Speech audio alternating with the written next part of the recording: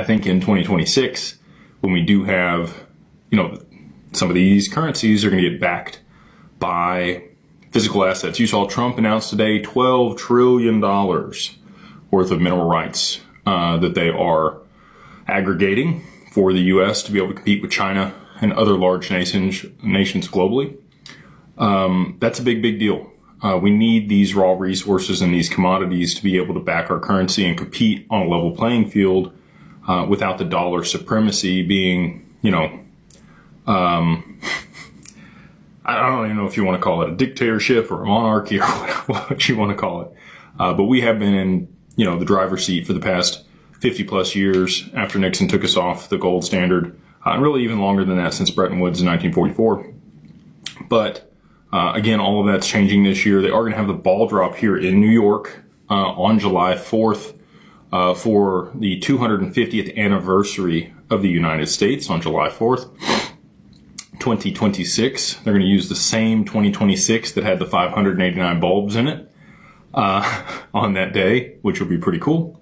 And again, a lot of things centered here in New York. I do think that Texas, Dallas, where I'm based, is going to become a hub for finance with the Texas Stock Exchange and many other things moving there. But, that is going to take time. A lot of stuff coming out with the Epstein files. I don't know if you guys have seen all of that. I don't know how much I can or can't say on here before I get down regulated. Go check it out. There's a lot of things, so if you want to go back and look, I had a tweet on February 26th, a year ago, where I talked about, wouldn't it be interesting if Epstein was tied to Bitcoin in some way? I wonder what that would do to the asset. Well, here we are, and it's falling quickly. You've got macroeconomic events playing out that we've been talking about for a long time over there in the Middle East with oil and Iran and Israel and the U.S. A lot of our military over there praying for them right now.